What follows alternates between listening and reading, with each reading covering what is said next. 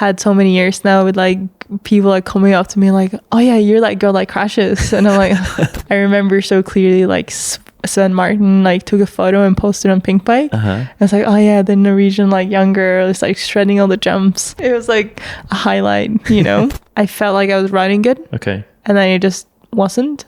I think I like 100% just gave up. Is that the first time you've ever switched off like that in a race week? Yeah. First time ever. Like I love racing and like I like hated it. Something in my brain must be off. Maybe I should just retire. Like maybe this isn't for me anymore.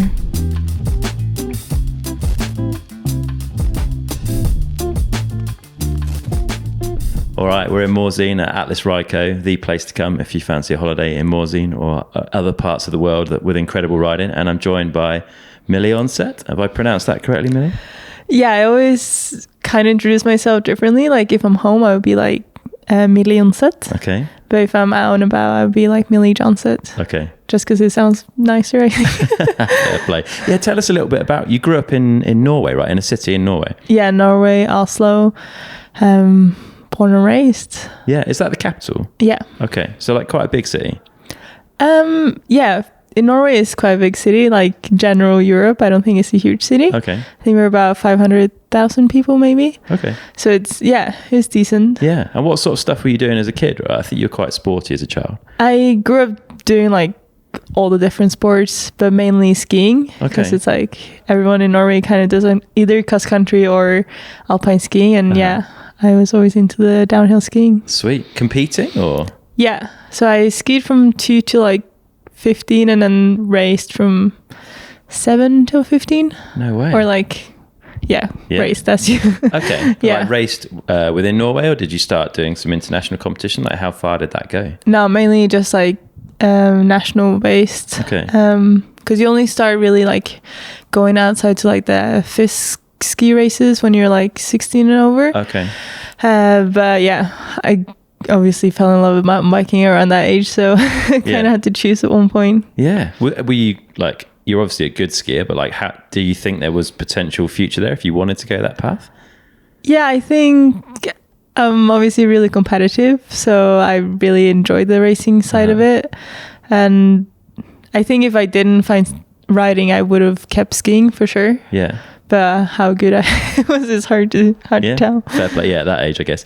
And was it an Alps trip with your dad that kind of first introduced you to mountain biking? Yeah, so we actually went to the Alps to like go skiing. So we would like climb in the morning, ski in the midday, and then go like mountain biking, I guess, like on the gravel road. So it's like mountain biking for us back then. But yeah, that was like the first time I did anything like it. And then that was kind of the introduction. And then when we got back to Norway the next year, I wanted to like keep trying it, or my dad wanted me to keep trying it. And how old would you have been then? So that was in 2010. So first time I rode in Norway and like went to Höll and like rode proper trails was 2011. So I was 10. Okay. I was still pretty young then. Yeah. Yeah. And was it the gravity side, I guess, the closest to the downhill skiing element, that was what got your interest? Yeah, I think so. And I think for my dad, he thought this was something we could do together and it would be like fun for both of us, because he also really enjoyed doing sports with me. Like that was how I got into skiing, and stuff for us to do together. Yeah. And I guess with a competitive spirit and a ski racing background, it was inevitable that you were going to line up on a start line at some point. For sure. Do you remember your first race? I can't say I actually remember it, but I've seen videos, and it was the same. I think it was in 2011, like end of that year or end of that summer. I was already on like the local races. Nice. And good straight away? Like, was it something you were naturally good at? It's kind of hard to tell because I was the only girl in Norway. Okay. Like pretty much the whole time I raced at home. Mm-hmm. Like I never was on the start line with anyone else in my category. Yeah, that's tricky, eh? So it's, I had elite women to kind of look up to, and then obviously like trained with the boys. And I don't fully remember, but I don't think I was like too far back, at least like not in the beginning. Okay. So it was really cool. Yeah, encouraging for sure. And I guess you're getting a load of medals, is right? Even if you're For the only sure. one, you're still getting the gold. Yeah. Nice. Top podium spot. So no, it was cool. Yeah. And you got some support like pretty quickly from a local bike shop, is that right? Yeah. So I think my dad was really good with like talking with people, and because I was also like the only girl, like people were really like wanting to help and like wanting me to like, or I don't know if like me personally, but just like seeing girls coming into the sport, and I think people got really excited about it, and it was cool like seeing this girl do all the same stuff as like the boys that thought they were really cool were doing. So I was really grateful and super nice of people like wanting to help from such a young age. That's amazing. And how like what's the pathway from Norway? Like how do you kind of progress? Are there like local regional events, then national, and then you start looking further afield? How does it work?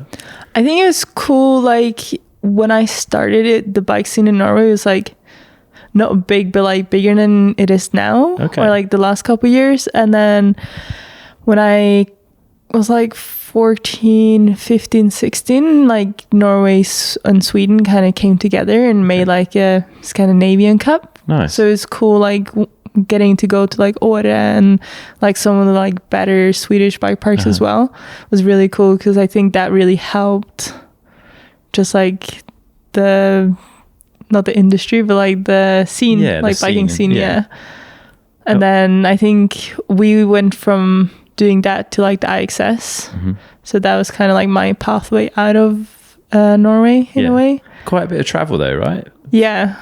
Like it was a lot of road trips down to like Germany especially. Yeah. And then some serious commitment from your parents to like make that happen though. Yeah, for sure. My dad was really like a main player in me obviously starting with also like being able to start racing more internationally, and like he would like fly me to UK to go to all like the BDSs, and he was really there.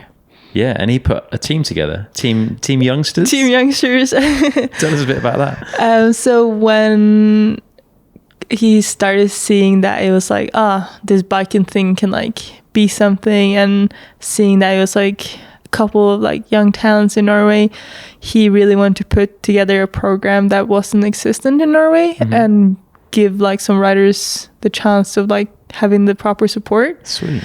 So he got like a couple of different sponsors like Park and Da Vinci and Marsaki. Is that how you say it? I never, and it was really cool. Like we had actually like a proper team. Yeah. And it was like with Brage Vestavik and a guy named Martin. And it was us three kind of like going on like team camps to Spain and like doing like the proper thing. Like it wasn't just like this like Instagram account that had sponsors and okay, here you go, here's some parts and go ride. Like he actually really put down the work for us to like improve. And that that was awesome. That's amazing. So that you were traveling with team youngsters and doing IXS Cup and all that kind of stuff, or? Well, we at that time we were mainly doing like the Norwegian Cups because that was kind of before the IXS time, or like and then go to like get funding to go to like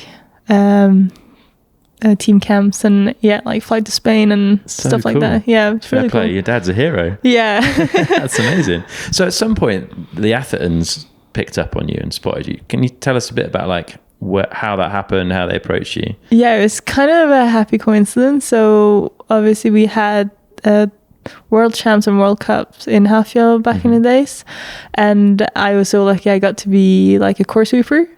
So I would like work on the top, like give the chips, and I was like, oh my god, like getting to interact with all like my idols, you know. And then I got to ride the track, not the first year because I was too young, so I think actually Laurie Greenland was course sweeper that year. But then I was the podium girl like after, so I got to like got all the jobs. That's amazing. But so I think Rachel kind of like saw me at the top in like my jersey, like the Team Youngster jersey with like all our sponsors, and then I obviously like were riding, and I remember so clearly like Sven Martin like took a photo and posted on Pink Bike. I was like, oh yeah, the Norwegian like young girl is like shredding all the jumps. And I was like, oh my god, that's cool. It was like a highlight, you know. And then Rachel DM'd me that year the second year it was a World Cup there. Yeah. And I was like, we're interested to like potentially sign you. And I was freaking out, you know, like sitting at home in the couch, just like, oh my God, Dad, look at this. So cool. Yeah. So that was how we, got in contact. Yeah. And that's pre-juniors, right? You were like... Yeah. So this was in 2013. But yeah, we already like signed a contract with Team Youngsters, you know. Okay. Yeah. Big deals. And so I think 13 we were on Da Vinci, and 2012 we were on Da Vinci, and 13 and 14 we signed with Trek Norway. Okay. But then it happened that the Atherton was changing to Trek in 2015, I think. Yeah, around there, yeah. Yeah, so we kind of like fitted really well with like kind of my connection with Trek Norway, and then them being on Trek factory. Sweet. So you became part of the Atherton Academy. Like what does that involve? What level of support and help do you get?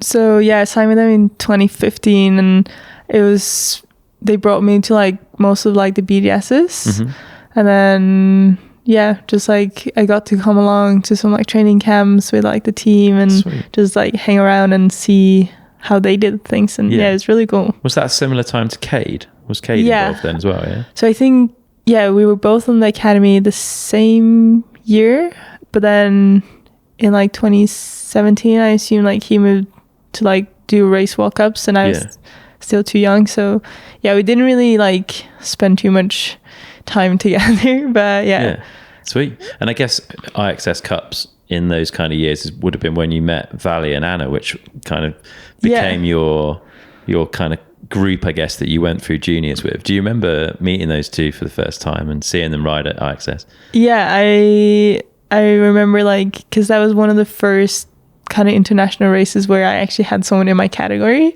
so I was a bit nervous and like excited to see how I would actually like stack up compared to them. And then it was kind of like a crankwork setup where we did like pump track in the early week, and then we did like the downhill later, and so it was cool like just having like this little group of girls that you can like ride with and train with, because I'd never had that. And I think I first met Paula because we both did pump track, and Vali and Anna, I'm not sure did it. I don't fully remember it, but we connected and just like started hanging out, and she was a year older, so she was already racing World Cup, so it was cool to kind of like befriend her and like not be a total stranger when you got to the World Cup scene. But anyway, I was really amazed. Like Vali obviously won and it was really cool just seeing the other girls also shred, because I like I said, never seen anyone. That must be nice to finally have other women to ride with after like, just being part of a scene where there's one of you in your category. It was really fun. I think, that was probably the most fun week we had that year. Just like, enjoying like meeting new friends, and we were all just like new into it. I think everyone was nervous, you know, it's a shared experience. Was it hard to, because obviously you've kind of had the category to yourself, you're used to winning and getting the gold medal everywhere. Was it good for you to get beaten and to feel that, or was it hard to like not be taking the wins?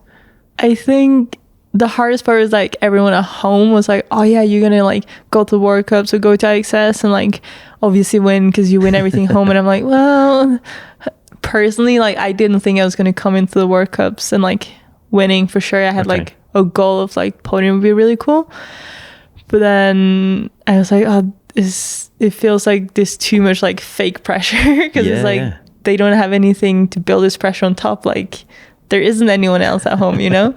So I don't think I was personally too shocked to not win the World Cup or like the IXS or like something straight up from the back. I was, I don't know, kind of just there for the fun of it. And good. And you started your junior World Cup career in Lozenge in Croatia. 2018, I think, which is pretty not like quite a janky track by the looks of it. Like not the easiest place to ride your first ever World Cup. No, I definitely had a bit of a ride. I remember the first couple of jumps at the top. I was terrified because like they were like big doubles, and like you couldn't like come short. And I think I either went short or went too long and like hit my throat on like my stem. And it's this one photo and it looks horrendous. I was like, whoa. Welcome to World Cup. And it was a bit of an experience, but it was so beautiful. So that's cool kind of like place, eh? the memory I sit with now. Just like, oh wow, it's a beautiful place. Yeah, and you walked off with third place, a podium at your first ever World Cup. Yeah. So you must have realised then that there's something to go at here. Yeah, it was really cool, and had my mom there, and it was a cool experience. Yeah, and a consistent season, right? You were pretty much third at most races. I think you had one DNS and a fifth in Fort William. Yeah, maybe I just remember crashing a lot that year. You're a junior, right? That's what you're supposed to do. Exactly. Yeah. Yeah, it was tough. I remember the team was like, oh yeah, we're not going to bring you to MSA because like you've been crashing a lot. So if you crash there, it might be like tough. So yeah, that was I remember being sad about that. But were you crashing in race runs or just crashing just throughout general, the week? Just everywhere? Yeah. But were you happy then taking third in those events, or was it getting frustrating to continually be third? Like you were always the last step of the podium, close but not quite there. To be honest, I don't really remember, but I don't think I can't remember being too upset. Honestly, my memory is so bad, so it's like much before 2021 it's like it's not gone. Really there, but yeah, for sure. Like I said, I am obviously competitive and I want to do well, but at the same time I think I was just stoked to be there, and like podium in the World Cup was pretty cool. Having a good time and working it out a bit. Yeah. Did you crash less in 2019? A bit less, I think. Some gnarly ones, but I think less like silly ones, maybe. More. Did you have much injury through your junior career? No, like I think my whole career so far has been like I've been really lucky. Okay. Don't know how. Like I have a wonky finger from like breaking that in Marlborough 21 or 2020. But yeah, no, because you've definitely got like an all-in kind of style, I would say. Like you like to ride like pretty aggressively and kind of on the edge. Yeah, which is super cool to watch. Yeah. Yeah, I think especially this winter, I definitely wanted to like take a couple steps back because last year was so tough mentally. Like you said, like going all in and either winning the split or like not making it down. So yeah, I definitely tried to maybe change it a bit. But we'll talk a little bit about that in a bit. Yeah, for sure. I want to talk a little bit about that 2019 season because we're back to the same battle of like you, Vali, Anna, pretty much. Yeah. Lots of third places. And then Val de Sol, something happened. Yeah. And you finally got that win that you've been looking for. Yeah. Talk us through that weekend from what you can remember of it. It sounds like you've erased the memory card, but... No, I think Val de Sol is obviously like one of the most technical trails we have, and it was a really wet week. I remember it like rained a lot and it was overall just pretty gnarly. And so I was like, right, we just got to make it down and like have a decent run and maybe some magic can happen. And it was funny because I do remember feeling really good like waking up that morning. Okay. And it wasn't like really a reason for it. I don't remember seating, but I don't think it went like exceptionally well.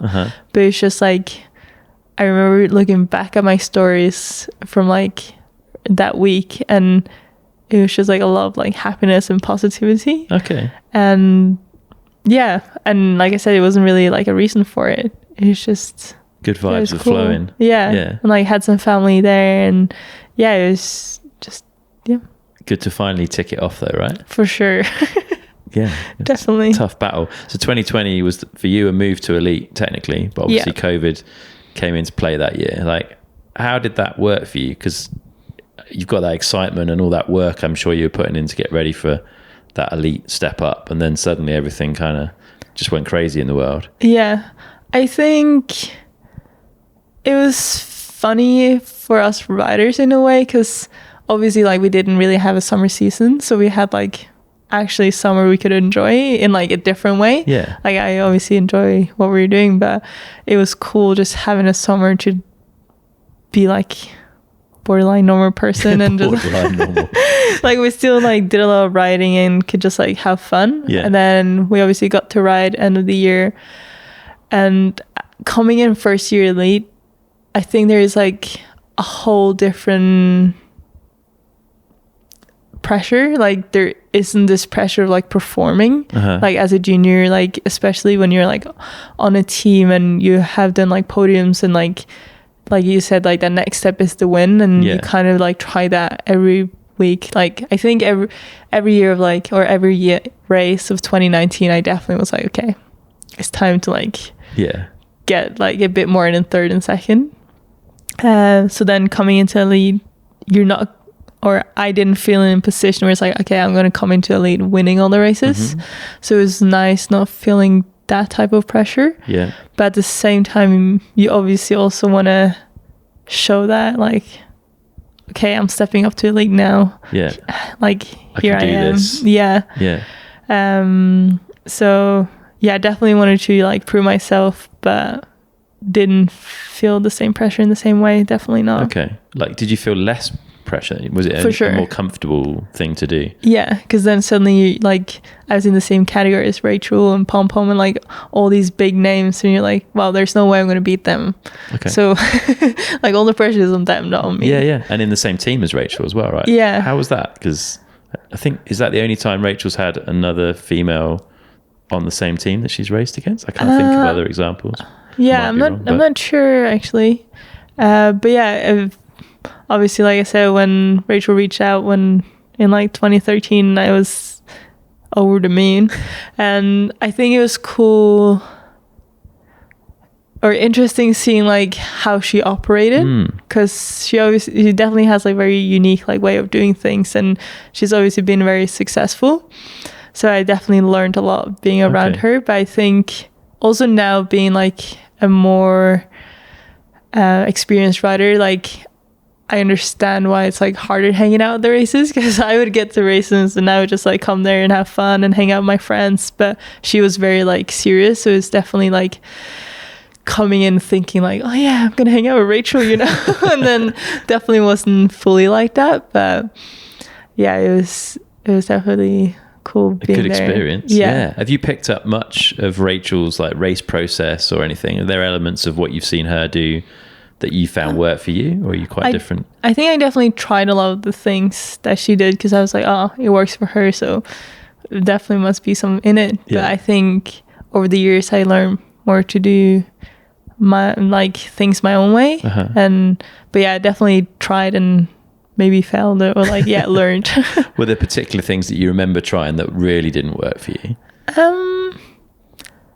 Not really, no. It's more just like, oh, she's wearing this under her body armor, so I'm gonna wear this, or like that type of stuff. Or like she definitely had a lot of naps, but I'm not really like a huge nap person, so but no, I don't think there's anything that I tried that was like, oh, this is horrible. It's more, I guess everyone's recipe for success is different, right? For sure. Definitely. Yeah. So you were kind of on the pace pretty quickly, I would say, in your elite career, like 2020, 2021. Like, didn't take long for you to get in the mix, right? Yeah.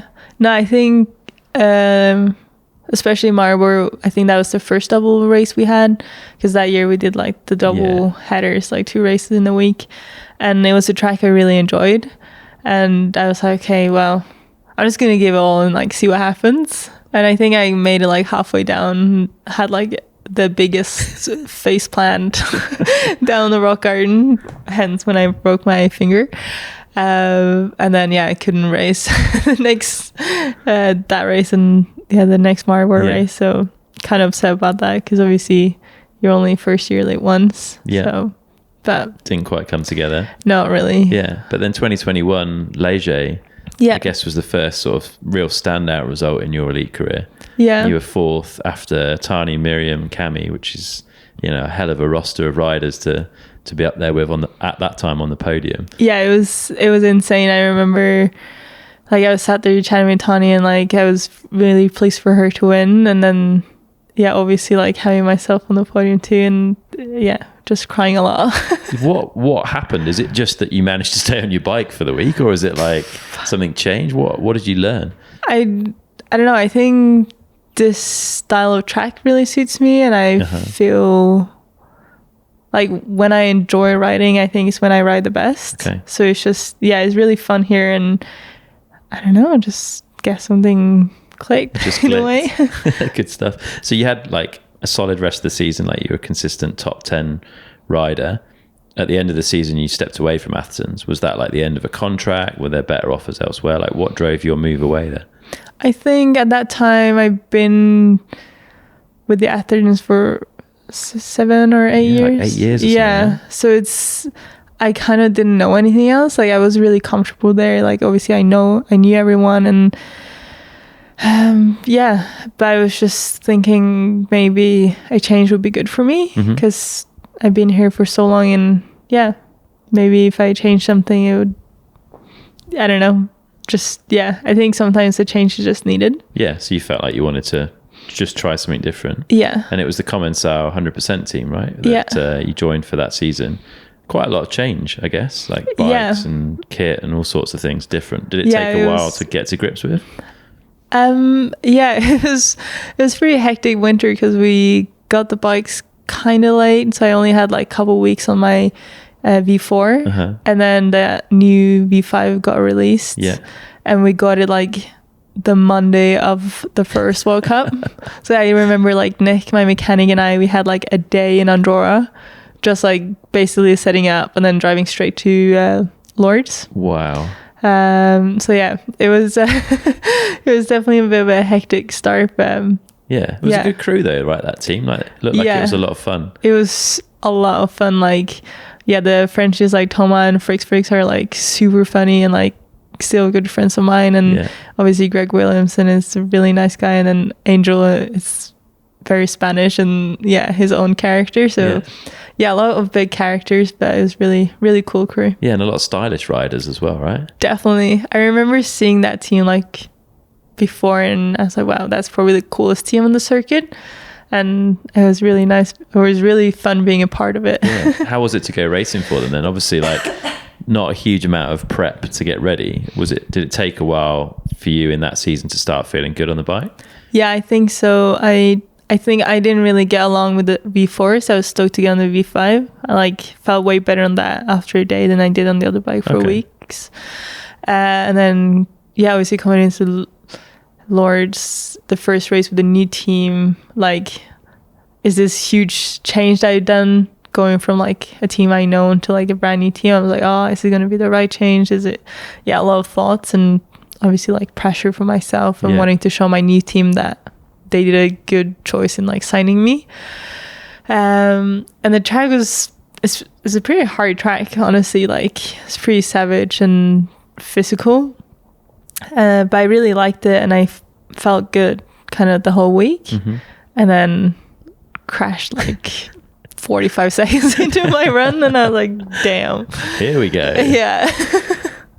So, But the season improved, right? You were again sort of consistent top 10, top 12 rider with like a standout result, I'd say, in Valnord that year. Yeah, I think it's kind of the same story each year, honestly. Like, struggle to start of the year, and then I just need to get my momentum up a bit, and then Andorra, another track I really like, and high speed, and just let her go. Ready to go. Was that the old track or the new track, 22? The new track. Yeah, okay. The first year on the new I think, track. When we had that sketchy bridge over the road. Yeah. Yeah. That was sketchy. That was super sketchy. But that team closed, didn't it, I think, at the end of that season? Yeah, so I signed 2 years with Peach, the team manager. With, I don't know why, but somehow I didn't realize he wasn't even with Commensal for 2 years. And I was like, don't really want to like change bike again, when I realized that the team wasn't going to like carry on. And then Peach was being like an absolute legend. He was like, I know this isn't ideal, so if like you find something else, or if you want me to help you find something else, that's totally fine. Oh, cool. And I was being really, really nice about it, and like super helpful. And then obviously like came in contact with Canyon. It was super random. I think it was like at Vali after party. Like, I was chatting with Gabe, because I kind of known Gabe like loosely since like Da Vinci days back in 2013. And I was like, oh yeah, damn, like the team is shutting down. He's like, oh yeah, I heard some rumors, blah blah. And then he was just like, oh, let's have a chat. He was like, maybe tomorrow. I was like, yeah, sure. Stop drinking. So I was like, right. guess I'm heading home, preparing. No. And then, yeah, he literally, like, we had a chat, like, midday next day for, like, a couple minutes. He was like, oh, wow, you need to talk with Fab as well. And he just, like, told me, like, Fab will reach out over the next few weeks. But then he was, like, called me, like, an hour later, like, oh, can you talk with Fab now? And I was like, yeah, sure, I guess. Came back, chatted with Fab, and he, basically, like, pretty much offered me a contract on the place. And I was like, whoa, did not expect that. And then it went, like, a week past, and I already had, like, a contract. Unreal. To sign, and I was like, yeah, it's pretty cool. For one of the biggest factory teams on the circuit, right? Yeah. And I, like, because I remember talking with them the year earlier too about, like, we just had a couple of chats. So I was kind of, like, scared they were going to be upset that I obviously went a different direction, but no, it's all good. And amazing. But that was a big change, right? Like, I think moved from Fox to RockShox, like, completely different bike, and then this huge setup compared, like, to what Commencal 100% was at the time. How did it feel, like, stepping into that pits and trying to fill that role, I guess? I remember I was so, like, our first team camp we had in France, I was super nervous, like, because I didn't really know Troy or Luca, so I was really nervous just, like, being with them, and it was really scary. They're a nice bunch though, eh? Like, oh, for sure. Like, now I love both of them, and, like, every time I go to the pit, like, I pass their pit and we have a chat, or they're awesome. It just took a while to feel comfortable in that. I think it's just, like, the respect aspect of it, you know? It's just, like, I have such a massive respect as, like, Troy Braston as a rider, and the same with, like, Luca. It's, like, their performance and what they've done and, like, their career. But yeah, as persons, people, they're awesome. Yeah. And did it take a while to get up to speed on the bike?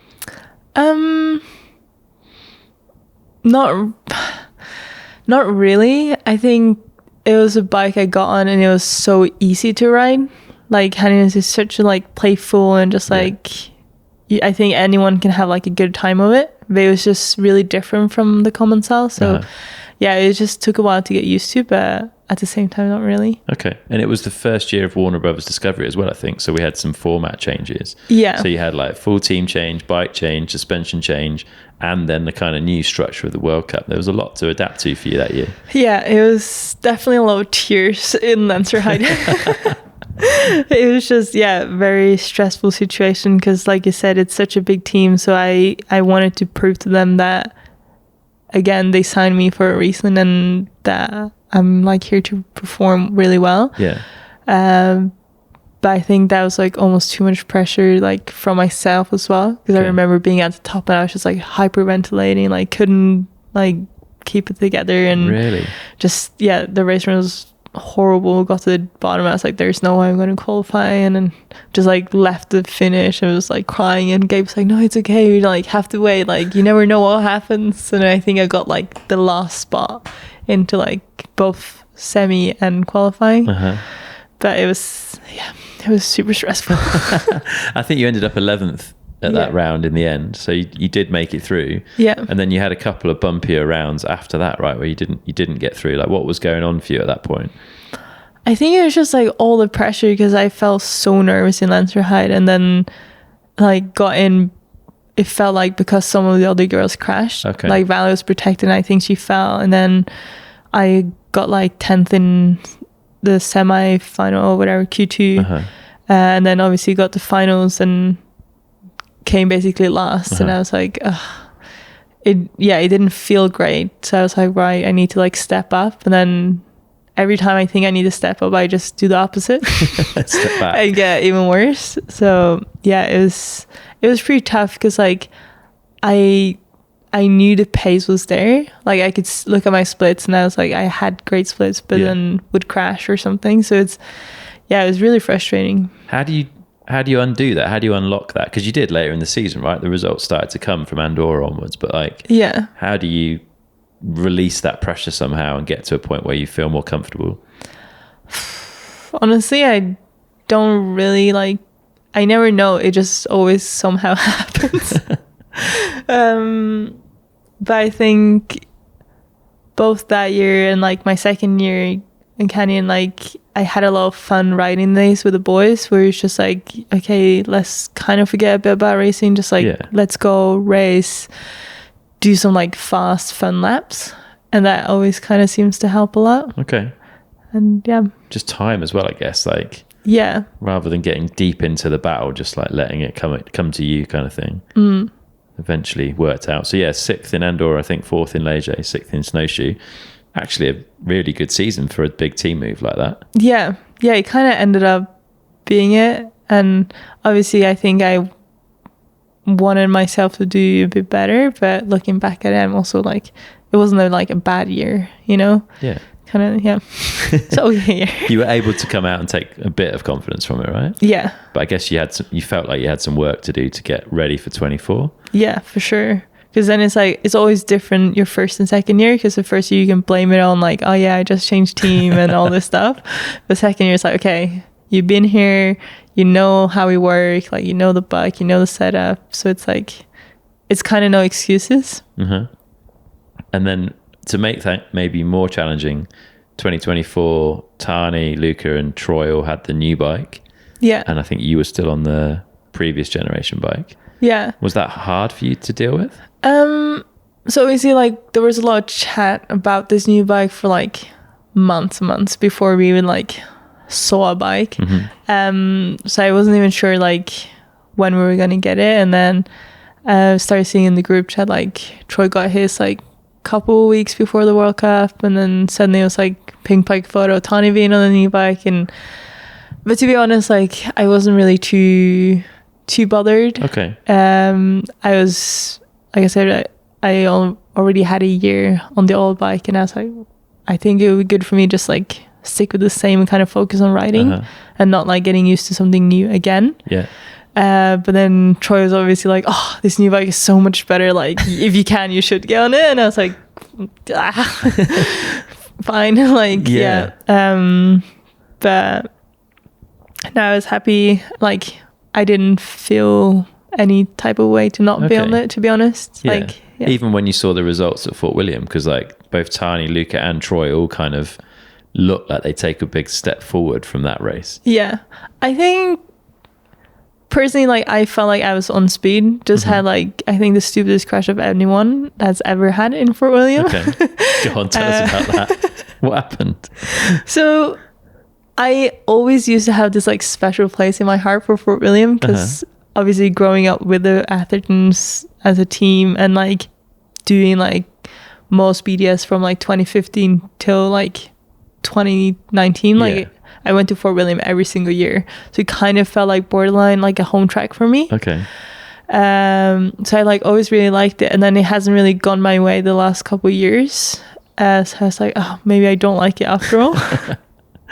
But then that year Canyon Pirelli signed like Gloria, so we did like a lot of training together, and like I think we did like every lap together in Fort William. And yeah, it was just like another fun week, and felt like I was on the pace. And then did my run, and I was like, yeah, felt decent. I was like running pretty well. And then came around like to that last motorway section, did a shark fin, and just like oversteered, landed, and went out the tape. And I'm like, how does anyone crash on the motorway? Like seriously, it's as close to a straight line as you can get, right? Yeah. All I literally had to do was go straight, and I couldn't. And so I think it's the first time I crashed, got to the bottom, and I wasn't even sad. I was just like, what was that? What am I doing? Yeah. It just felt stupid. But I could tell like at least my speed was there. It's the first time I come to the opening round being on pace. So I was like, I'll take that. Gloria got podium, boys got podium. So it was kind of like overall a happy day. Yeah. And then the season was kind of up and down from there, right? You had some rounds where you got through, some rounds where you didn't. It was still a little bit of a battle. Yeah. I think that year every race run except Leger and Montserrat I crashed. Okay. Like every time run. So it was pretty shitty. Well, what do you do about that? Like, I mean, you're pushing. Yeah. You're crashing because you're pushing, I guess. And it's important. It's hard to win a downhill World Cup these days in any of the categories. Like, you kind of got to push. Yeah. So trying to find that limit must be super hard. Yeah. But like, I think the most annoying thing was like some of the crashes wasn't even like these gnarly like coming in and my arms were exploding or something. It was like come around turn and my back would just like slide out. And it's like, I don't even know how I'm going to control that, you know? So it felt like out of my control in some ways. But yeah, I don't know. Just keep going. Yeah, honestly, you just get back on, keep riding. Yeah. And it came together in Leger though, right? Like second place in the final, which we could talk about, you know, it's rain affected, so it's hard to say. Yeah. But you were on pace in qualies as well. You were second qualifier. Yeah. Did you feel like there was a potential for a win that weekend? Like, how are you feeling? So the funny thing is like I said, like I ride the best when I have fun. And the week before, Troy and Dante and I were in Pila and we did some like, probably like the funnest lap I've ever done. Like we just did like these follow cams, the boys were behind me and like, I don't know, we were just ripping, you know, having like the greatest week. Nice. So like coming in feeling like we've been riding fast for a week and coming in and I don't think I've ever come into a race feeling like I'm going to win. Okay. But I did that week. Cool. But I didn't really have like any backing, like any like reason to feel that way because the season hadn't been great. But I was like, oh, well, I'm just going to like ride this feeling and see what happens. Yeah. It feels like from what you've said so far, like a lot of yours, you can't quite work out why, but you know when you feel like there's a feeling that you get when you're on kind of thing. Yeah. Yeah, I think Ollie, my now team manager, and I talked a bit about it this year. It's like, it's almost annoying knowing that feeling because it's like, then you can't fake it. Yeah, okay. Like you can't come into a race and just be like, oh yeah, I'm going to like win this week, you know, like just say it to say it. Or at least for me, that doesn't work. Yeah. So it's a bit tough just like sitting back and waiting for it to come. But at the same time, I know some things that you can do to like, in preparation to like try and find that feeling. But what have you found helps? Like I said, I think it's just like doing those like fast fun runs. I think, that's like the main key for me. Yeah. And is it like, are you kind of goofing around on those fun runs or are you focused on speed? Like what do those fast fun runs kind of look like to you? I think it's a mix. I think for me, I definitely need to push myself a lot to go fast because I get scared. Okay. Like, I'm not like super fearless. I think I'm a bit like in a way calculated with when I let myself go fast. Okay. Because I am scared of crashing. Like I've had so many years now with like people like coming up to me like, oh yeah, you're that girl that crashes. And I'm like, oh great. I don't know if I want to be that girl anymore, you know? Has that changed? Have you got more afraid of crashing as you got older or not? For sure. Okay. And I think, it's just like, it's a hard balance between like pushing and pushing too much. And I worked a lot the last few years with like finding that balance because like 2024 was so shitty, like crashing every single race, like even when I'm on the speed and I don't have to push anymore and just like anyway, so I got lost in my own thoughts there. So you're looking to have fun fast runs in the run up to a race to kind of get this build this good vibe and confidence. So is there a plan? I mean, we're what we Tuesday, we've got a race on Saturday. Do you have a plan this week then within the area to like try and get some of those laps? Like how do you try and rev yourself up? Well, I think I've just come home from Whistler and I think it's no better place than Whistler to like do those type of things. Okay. So I am feeling pretty good and I think that was like a good preparation for me. Yeah. And then I'd probably stay off my bike till practice day now. Okay. But just keep the good vibes rolling. Yeah. Nice. So end of 2024, was there an option to stay with Canyon? Like what went on? How did you end up with Axis Intense? It was kind of a bit of like a funky situation. Like my contract was obviously up. There was a lot of changes going on in the team. and gay, or like the team would like loosely say like, oh yeah, we want to offer you a contract. But then I also like, you also need a backup because you never know what's going to happen. So I definitely started talking with teams and had a couple of like conversations with people, and then just ended up getting like a pretty good offer from Intense, but also just like hearing from Lou what she thought of the team before kind of like even letting her know that there was an option to kind of like sign with them, just to like see what she actually thought. Because I think it's like, one thing is like what the team managers say, because they always going to paint you this pretty picture and like we're the best team, you know. So it's really nice hearing from kind of like the writers and people that know the team, and just like seeing what it's actually like.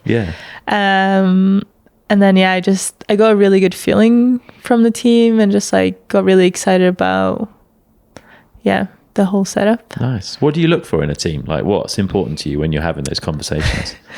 It's weird for me because I still feel like I'm like this 19-year-old like junior in my head. And like I think I always been the youngest on the team, like last year being with Troy and Luca, this like super experienced professional guys, and then being with like Rachel and G back in the days, like, so I feel like I never stepped out of my like junior role. But then now, like, actually looking back at it, like, I am starting to be older. Like, I wouldn't say old, but starting to get older and more experienced. And, like, like we talked about, been on a couple different teams now. So I'm starting to gather, like, a picture of what I think is good and what's not so good for me.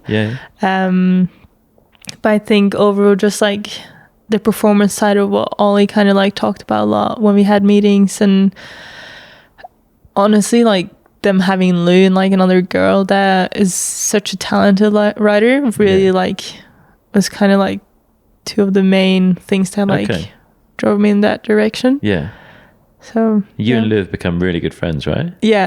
It was funny because like we obviously had like a couple of weeks in New Zealand together before the season, but we came to Poland and every day we do like, or every end of week we do highs and lows of the week. And Lou was like, oh yeah, my high this week is like getting to know like the new teammates, like Juanfer and Ivan. And then she was like done. She was done, and I was like, oh, oh thanks. Like, what do you mean? And got like upset, you know, like fake upset about it, and then she said, oh no, like I already feel like we've been teammates for so long, you know, and only in theory like been hanging out for a week at a race. So I think that just goes to show that we got along super quickly, and like it felt like I known Lou for like almost years. Awesome. After just like knowing her for a week. That's so important in a team, right, to have that like strong connection. And I don't think I've ever like had a person like that at the races, because it is different having the boys, like, for sure. I don't think I've ever learned and got so much help like I did from Troy last year, but at the same time, like, he's never fully gonna understand my situation at a race and like how lines will work for me, and like just like going up for practice together and stuff. So it's really nice having another girl that can like actually 100% relate. And it's been a difference. I think you're helping each other as well, right? Like, you both have slightly different skill sets, both incredibly talented riders, but like I can imagine if you ride together in practice, you're both like lifting each other. I don't think there's any rider on the circuit that I'm more opposite to, like riding wise. So it's actually amazing, like all the stuff that I'm struggling with, Lou finds so easy, and all the stuff Lou's struggling with, I find so easy. So I think we're like, we always say like, oh, we're challenging each other when we get to those type of points. So it's really fun. That is cool. Well, how would you describe the difference and Lou's obviously very confident on big features. We've seen that somewhat at hardline. It's funny though, because I think Lou is actually she's better at like smaller, more techy, like not awkward, but just like where you have to be like technically good. And I'm better at just like the straight lines, like going like rock gardens, big jumps. Interesting. So But obviously, like she can obviously do both. But like when we went to Rotorua, it was this like super awkward like double at the top, and I could not for the life of me like do it. And she was like doing it so easy each run, and I was like, what do you mean? But then at the bottom it was like these like 2 massive doubles that you just have to go straight and like fill gas. And she like wasn't scary, but just like wasn't as confident. Okay. And I was like, it's so weird because you do hardline, but you know.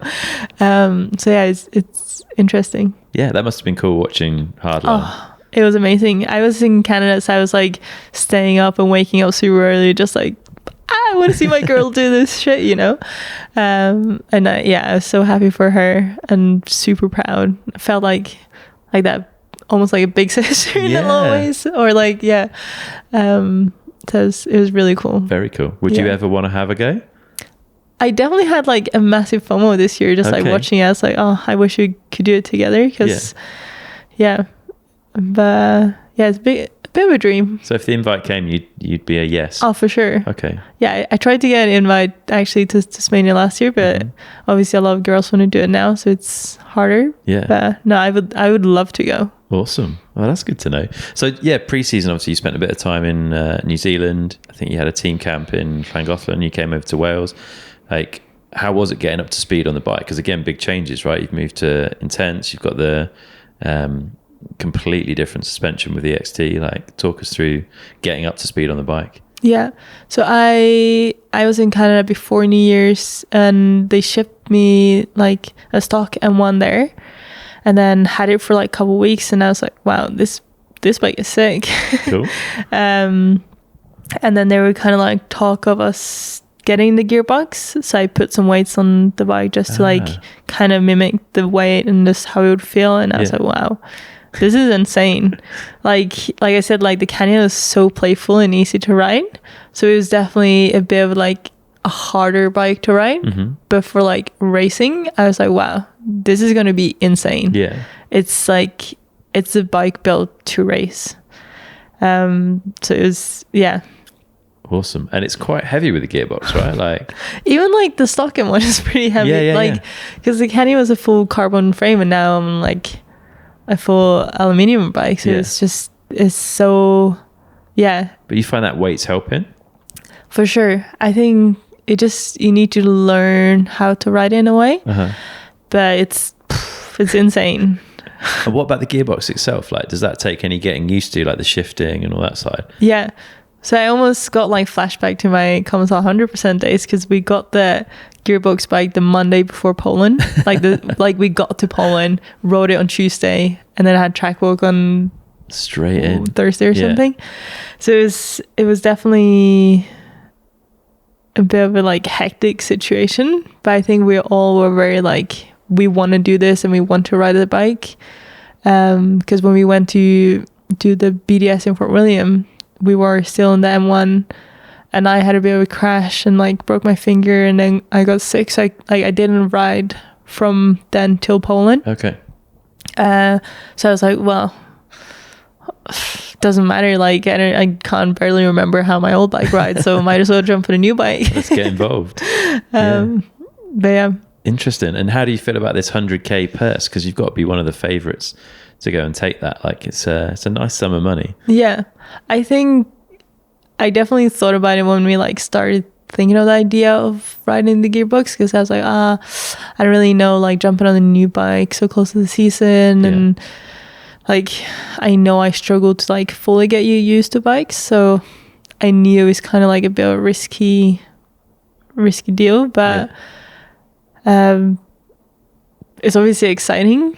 But then coming into Poland and like being so far back, that whole dream of the 100k kind of disappeared. And I was like, well, Hattie's obviously going to get it, so it doesn't matter. Yeah, it felt like it at that point, right? Yeah. So yeah, to be honest, I haven't been thinking about it too much. Okay, you haven't already spent it in your head then? No, definitely not. Starting to, but what would it get spent on? Have you had some thoughts? Recently I've been thinking like, maybe I should buy a car. Okay. Really like the Lightnings, but at the same time I'm also like, maybe I'll just save it. Very smart. You're getting old, Millie. Yeah, I know. Putting to shares or something. All that exciting stuff. So yeah, let's talk a bit about the 25 season, because it's definitely been a roller coaster of emotion, right? Yeah. Poland, new bike, let's go. It sounds like you kind of came out fighting with, if you're thinking about potentially getting that 100k, and it just wasn't to be, was it, from the start of the season? No, definitely not. I think the weeks leading up to Poland definitely wasn't in my favor.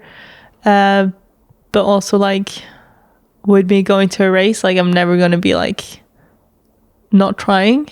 And last year I loved the track, like Poland. Yeah. So I came in really excited, and I was like, yeah, new team, new year, favorite track, we're gonna do this.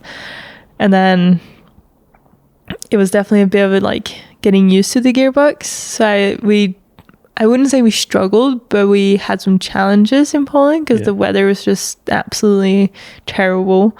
So, and that wasn't like in our favor. Okay. To say, for the bike. Yeah, the heavier bike, like heavier bike, and like belt kind of struggling a bit with all the mud, and so it was definitely a couple of like elements that wasn't like aligning. Okay.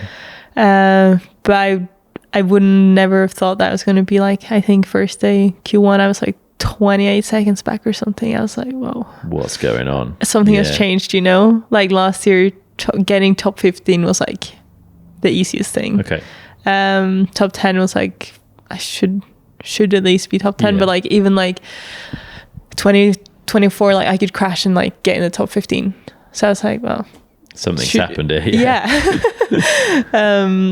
So yeah, it was a bit of a, I don't know if it was a reality check or what it was, but it was tough. Yeah. Did that get you down, or were you just like, oh, okay. For sure. Yeah.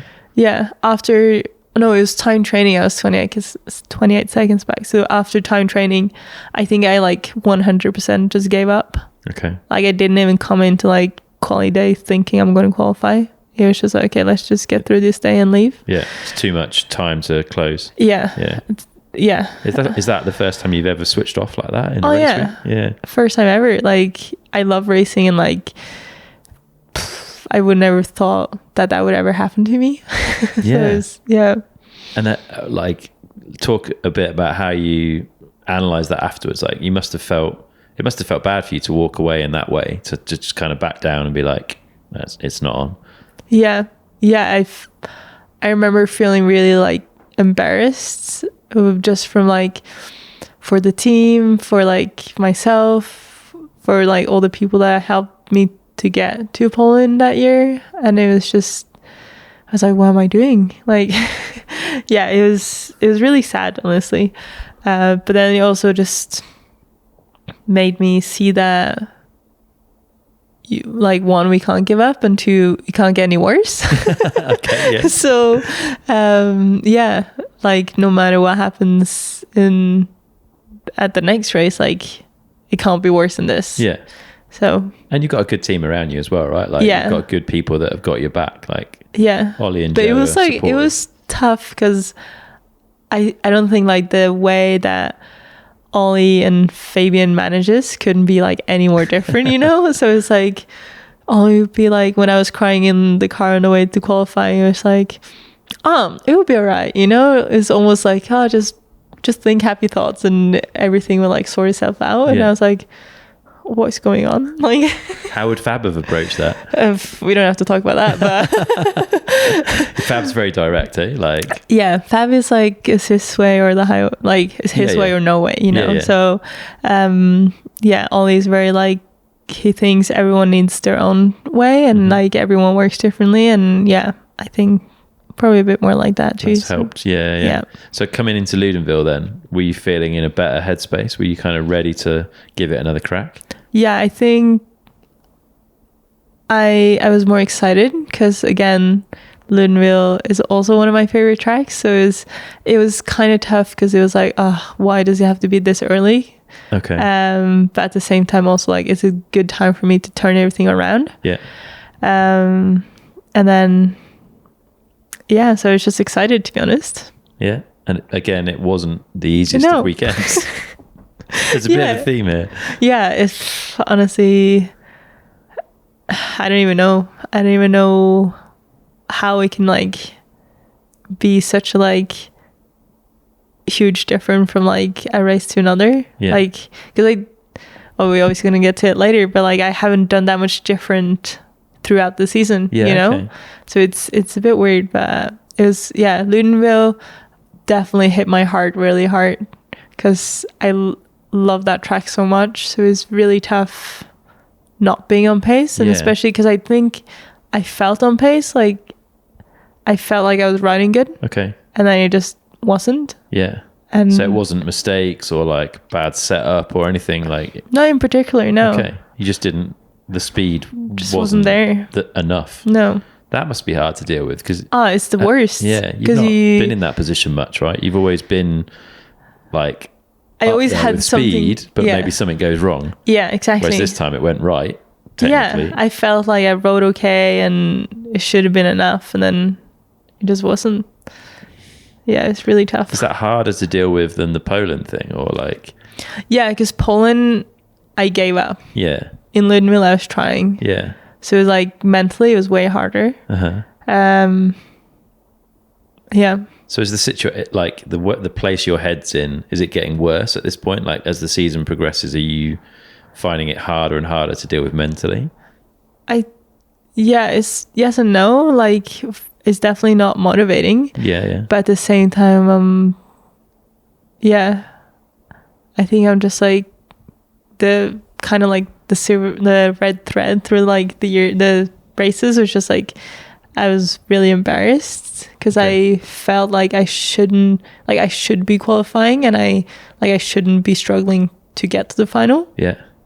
But I don't think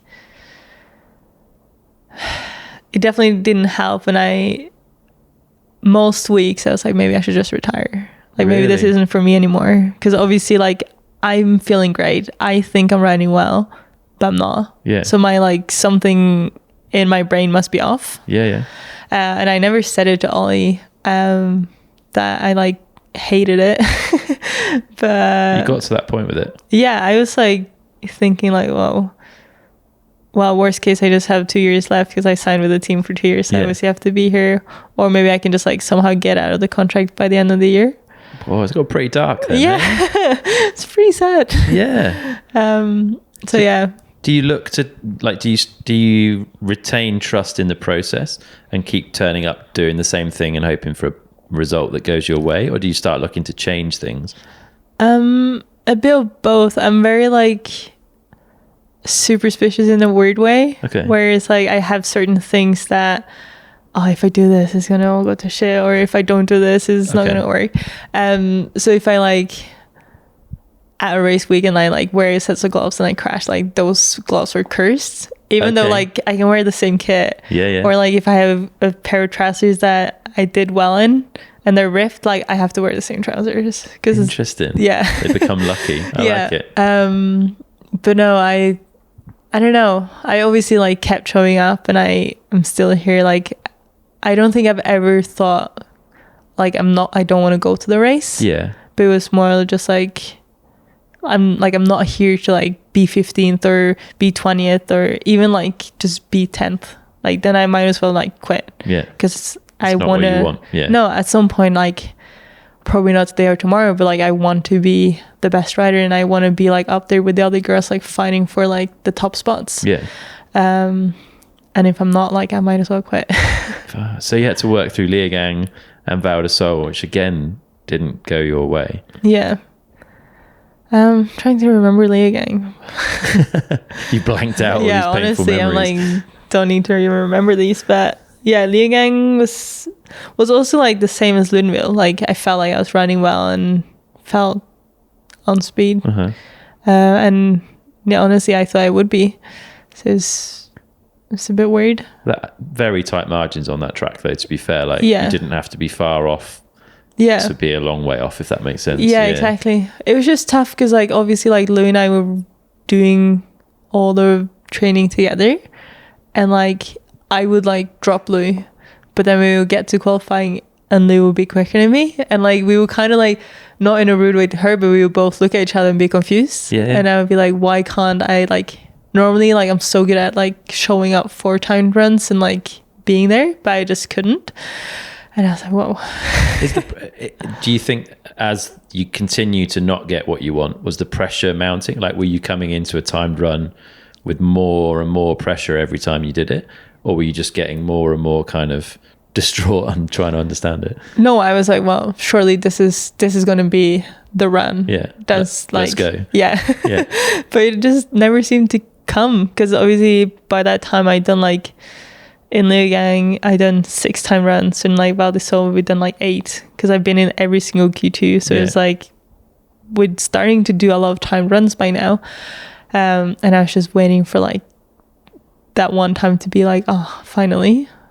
We just never seemed to come. Yeah. And you felt like the bike was there? Like it wasn't like you were struggling with setup or getting it where you needed to be? Or I don't think like massively. Okay. Like I think we definitely like puzzled a bit each race, and like we definitely got closer and closer. Val di Sole was like quite a big like turning point where we like got a good chunk of like work done with the suspension. So each race definitely improved, but it wasn't like monumental. Yeah. So that like, huge. So the Val, because looking on paper, Le Tuile feels like the turning point. Yeah. So, but for you, do you feel more like it was Val di Sole where that started to change? I think mentally after Val di Sole, yes. Okay. Because like I remember chatting to Ollie and like kind of opening up about all these feelings, because Ollie's such a nice guy, and I'm like, for me it's harder to trust a nice guy because he's nice to everyone, you know. It's just like, well, no one is happy like this much all the time, and like kind of same with Lou, like how are you just like this nice to everyone, and then you see kind of like her little cheeky personality come out and you like, okay. But Ollie is just like, he's so positive all the time, and I think I am as well in a way, but not like overly positive like that. So it took a while for you to really trust him. Maybe. Yeah, for sure. So, but I think after Vali, so I kind of like really opened up and just like we talked about like a lot of things like personally and writing wise, and I think that really helped, and me finally like understanding him and him understanding me in like a deeper way, you know. So yeah, it's super important. Like in a past life, I studied the sort of the way teams function. And a big part of it is being able to be comfortable being vulnerable in front of each other. And it feels like that was the point at which you were vulnerable in front of Ollie. You were like, okay, I'm going to let all this out. And that's improved your relationship and the way you work together, I suppose. Yeah, definitely. Because I think I am a very emotional person. Like every team and like all the people I say in my life say, oh yeah, you were like an emotional person and writer and all that. And I think like last 2 years is kind of like told me in a way it's like, oh, that doesn't work. But like being with these guys and like their main source of power is like emotion and passion, it's been really nice. And like it is okay to cry and stuff, you know, like which I need. That's cool. So I think it just took a time to understand that it was like this year is accepted. So good. So you came into Le Tuile feeling more yourself in the team, maybe. I think so. It was just like Val di Sole is just really tough, I think, for a lot of the team. Like we all kind of like struggled in our own ways, and then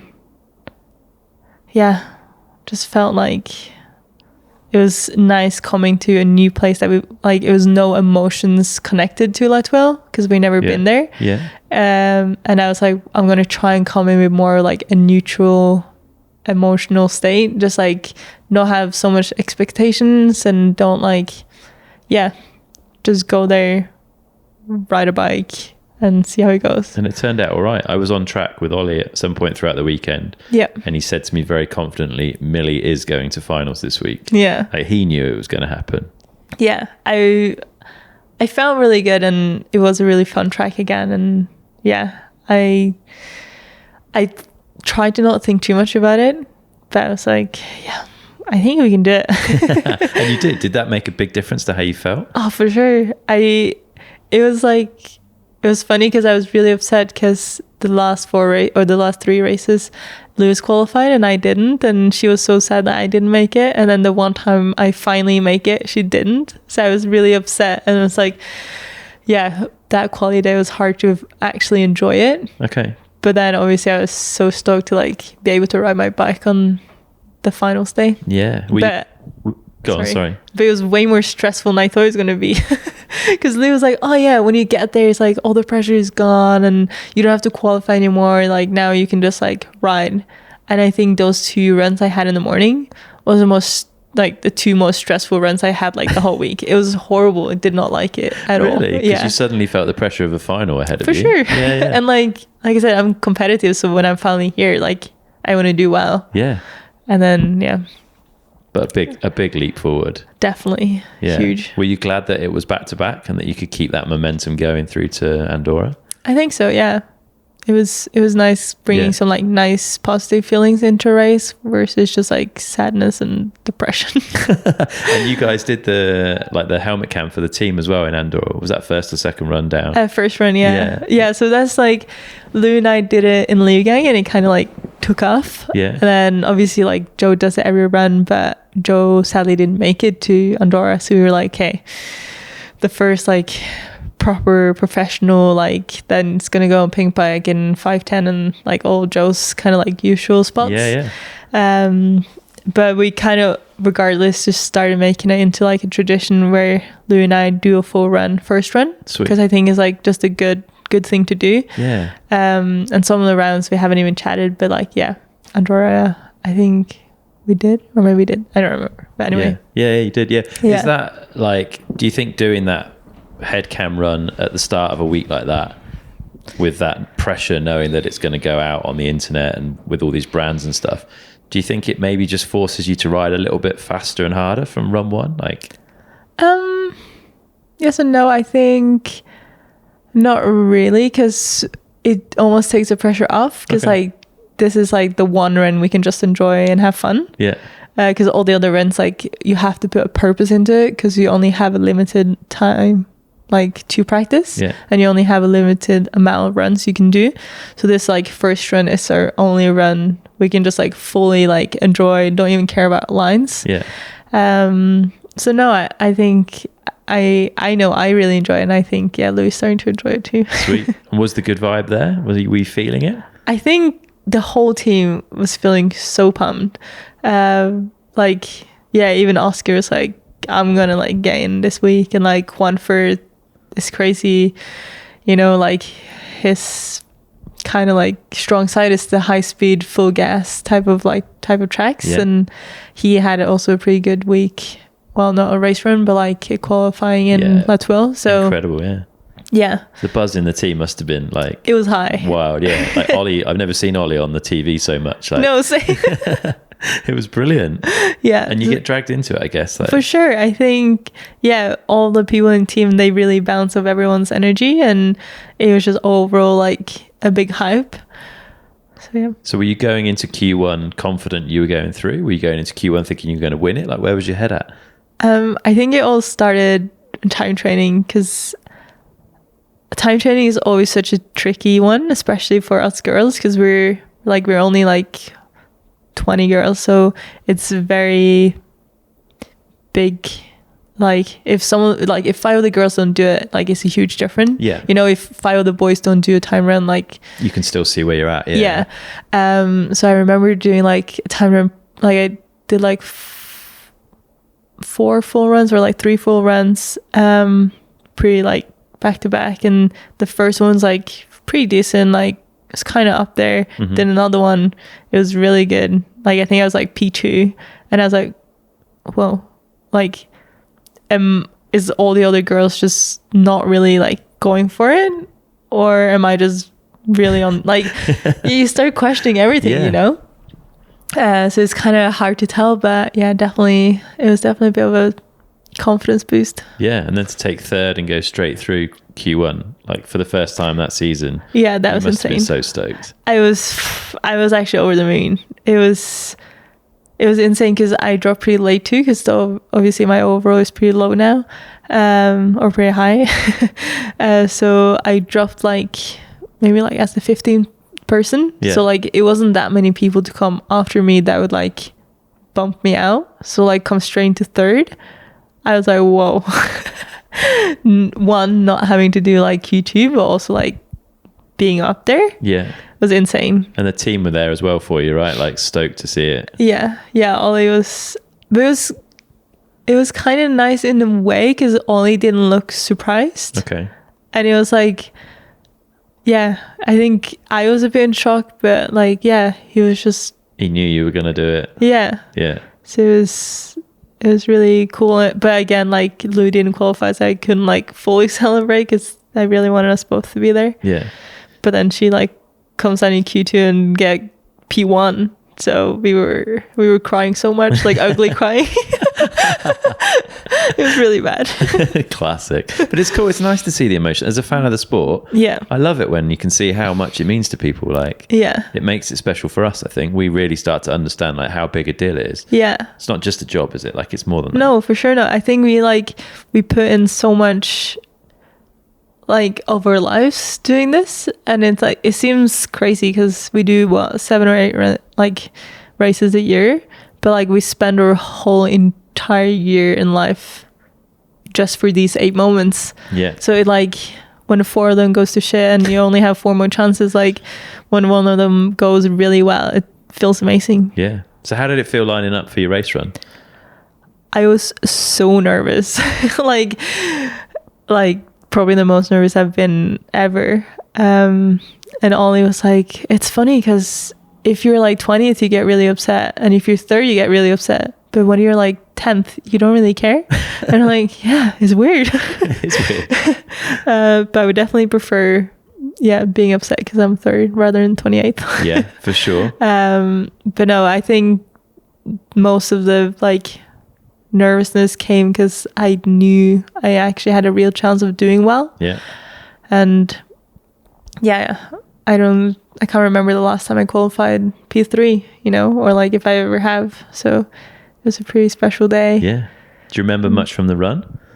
I just remember like breathing, almost crashing, being really upset that I almost crashed, kept going, almost crashed again, got to the bottom, I was 3rd and I was like, or 2nd, and I wasn't sure because there was still 2 girls to come, so I was like, wow,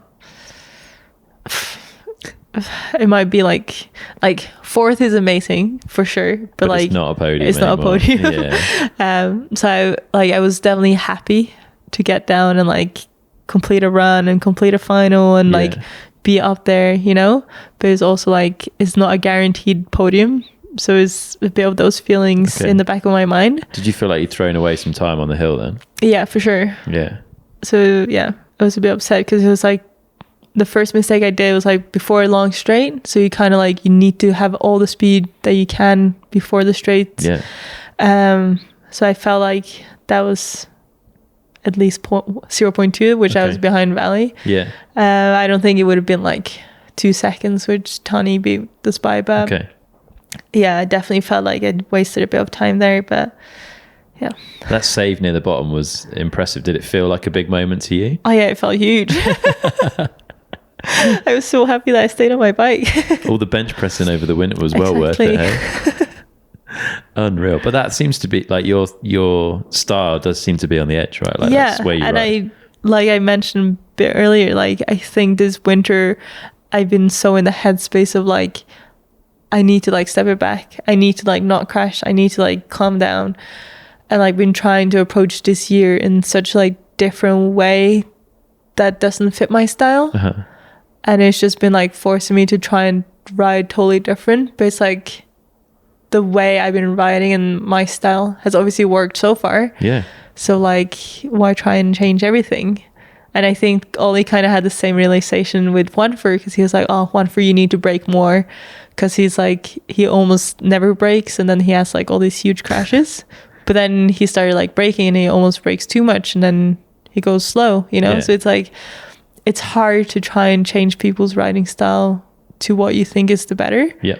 Because there is a reason they made it here with that style, and it probably suits them. So, but yeah, So instead of taking a step back, I felt like I did like 3 steps, and now slowly taking I'm gonna try and not take all the 3 steps forward again, but maybe like 1.5, 2. Okay. Yeah. Get close. Yeah. Are you getting more comfortable with the risk of crashing again? Like, as you get closer to that edge, are you more willing to crash for a result? Or I don't want to say I'm like looking for those crashes, but it's definitely like I feel like I'm getting more comfortable at a higher speed. Okay. And just like getting comfortable getting off my brakes, which I haven't been before.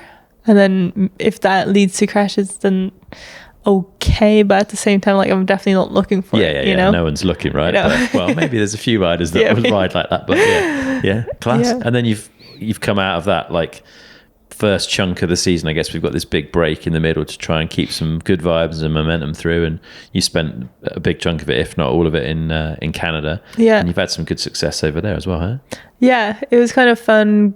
I flew straight from Andorra to Canada and did some like smaller races, and I was like, oh yeah, it would be like great fun and like confidence boost. And then got there, did Canadian Nationals and got absolutely smoked by like the under 17 girls. No way. And I was like, oh, this is not what I'm looking for. This is not the confidence boost I came for. But no, it was fun. I always kind of struggle with the smaller races to like turn on. Yeah. So it was kind of a good practice, and no, had a great time. Yeah, and a good Crankworks. Yeah. You're leading the series for downhill in Crankworks, I think. I won it. Yeah. Oh, it's done. It's finished. It's finished. Of course. Yeah. Nice. So it was cool. Race Crankwork Summer Series Silver Star. Yeah. And I got away with the win, and then did the OG. Got away with the win. So sadly 11.99 got cancelled, but we had some really good laps there and felt amazing from like lap 4. Yeah. Which is like it was also like a good confidence boost again. Yeah. So no, I take all the runs from there. Good stuff. And now we're in Léger, a place where you have a good history, a track I think you like quite a bit. Yeah. No, I really love this track. It's so much fun. Trying to not think about it too much, but I looked into some stats and it was like I've never done an elite World Cup here without being on the podium. Obviously the podium was top 5 before. Yeah. But yeah.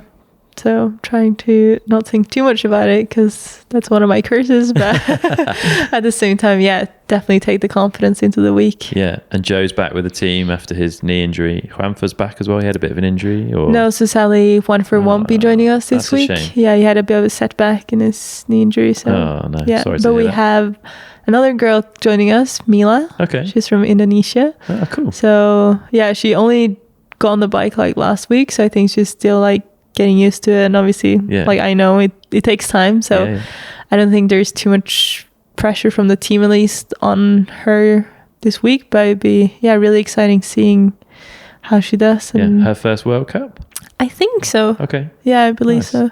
Very cool. Yeah. Good stuff. Well, we should start wrapping up. We've got our final 4 questions that we've asked everyone over the years. The first of those, if our listeners had £150, which I think is 2,000 Norwegian krona, is that the right thing? Maybe. And they're going to spend it to improve their performance on a bike. Yeah. What would you recommend they go and spend it on? On their bike? I would probably pop some Vias on there.